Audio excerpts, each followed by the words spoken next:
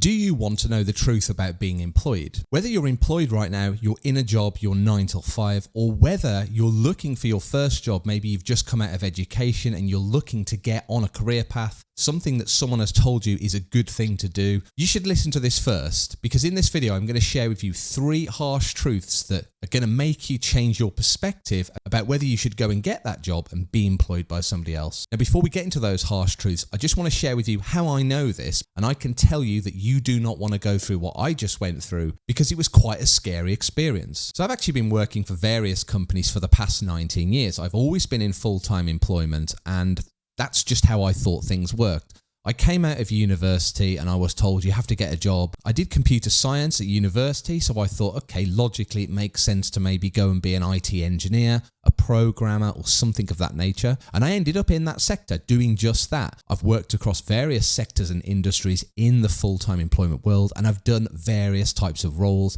and learnt a lot along the way. But I had the shock of my life in February this year, which is barely 2 months ago, because I had a call from my company that was arranged on the same day, and I was told that I was about to be made redundant. So at short notice, I was given notice, and my notice was, believe it or not, 5 days. And after that, I was unemployed. Literally, the drop of a hat, I was forced to completely rethink everything that I had to do. And it turned very quickly into a fight or flight situation. You can imagine the stresses that were coming out, because I am a normal person. I have a mortgage, I have a car, I have a family, wife, 2 children, things to pay for, bills going out.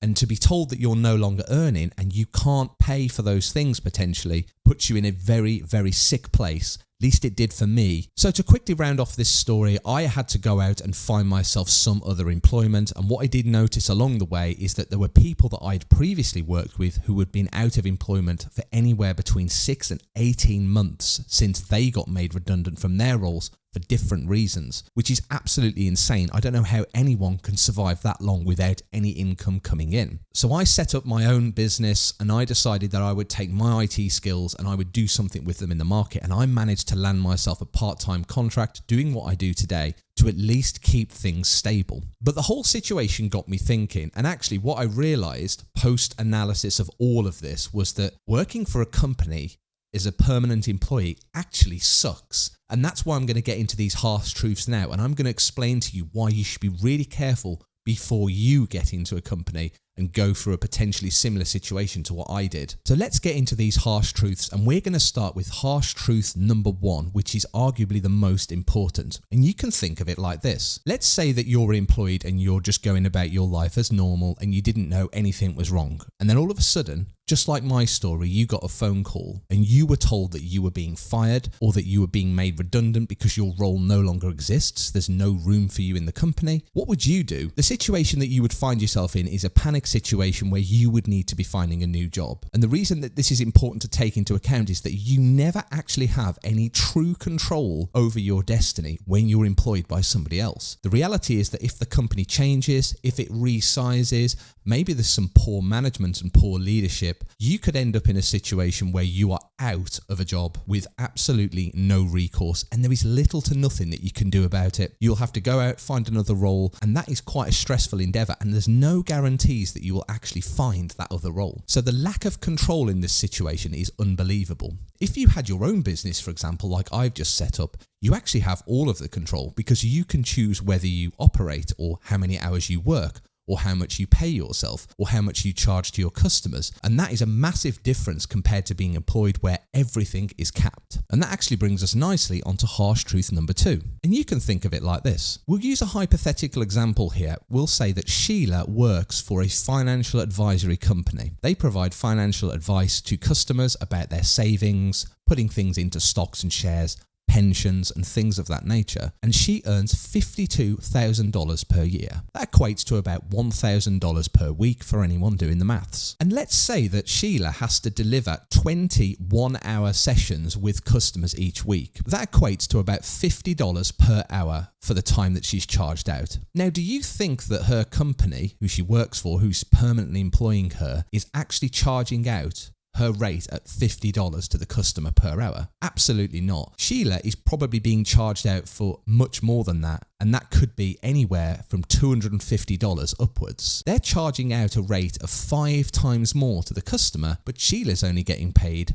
a fifth or 20% of that total sum. And this is the problem with companies, and that is that what you're paid will always be capped. Remember, you are an expense to a company and a business. You are part of their profit and loss. And technically, whilst you generate profit for them, you are also part of the losses because you take a salary and they have to pay you a fixed sum of money. So they need to guarantee that they charge your rate out more than what you would receive as a salary in order for the arrangement to actually work really well. And you can see the problem here. The value of the service that you are offering is probably worth a lot more than what you're getting paid for. If you had your own business, this wouldn't be an issue because you could actually charge rates much higher than this $50 an hour. Sheila could charge $100 an hour or even $200 an hour. And if she got the same amount of work, instead of doing it directly via the company, she would now actually have either double or quadruple the income coming in each month for doing the exact same amount of effort. It is a false economy when you're permanently employed because you're capped by a salary, but that's not the only thing you're capped by, because harsh truth number 3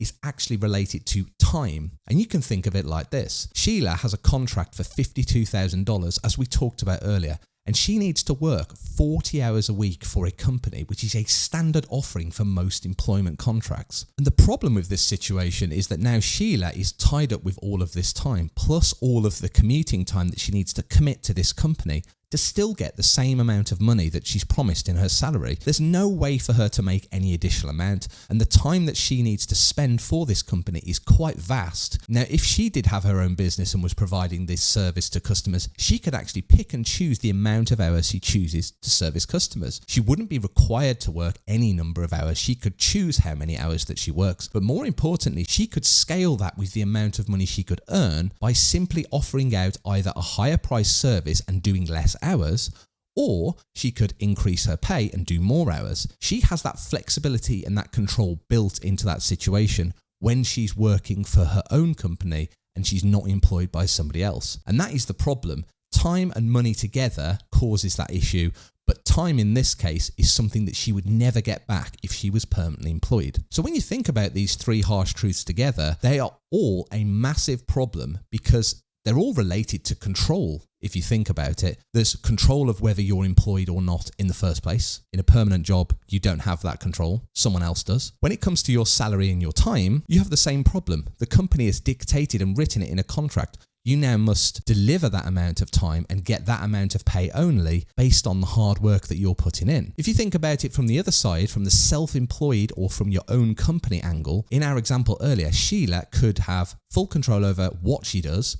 She could have full control over when she does it, and she can have full control over how much she earns and gets paid because she can scale and price that offering accordingly in order to get the amount of money that she wants to make herself happy. And the benefit of this, of course, is that as she scales that business herself, she would be able to do the things that she wants to do and have more time to do them because she's not having to pay for someone else's profit margin and someone else's salaries, golf trips, and everything else that senior shareholders in companies tend to get. So if you are employed at the moment, you should have a serious look about your situation and think, what would happen in the situation if I was made redundant or I was fired? What do I do when I need more money? Can I get a pay rise? What about the hours? Is there any way I could reduce my hours and still earn the same amount of money? You'll probably find that the answers are no to most of those things. And if you're not employed, I'm hoping that this is an eye-opener for you because these are things that nobody will tell you before you get into a job, and you should absolutely consider them before you start going down that avenue. There are plenty of other ways to make money, to build businesses, and to do things yourself. It's taken me 19 years to realize it, and it's only now that I've decided to document the journey that I'm going on to get out of that situation. So I'm no longer in the permanent employed world. I don't really want to be again, and it's something that I will look to continue to update and provide value on this channel. So if you find content like this valuable, then stick around because over the next few weeks, I'm going to be sharing even more content that debunks some of the myths about being employed and really how you're being lied to about how good it actually is to have a stable job, because there's nothing stable about it. Anything could happen at any time and you're not in control of it. My name's Paul Dutton. I hope you found some form of value in this, and I'll chat to you in the next video real soon.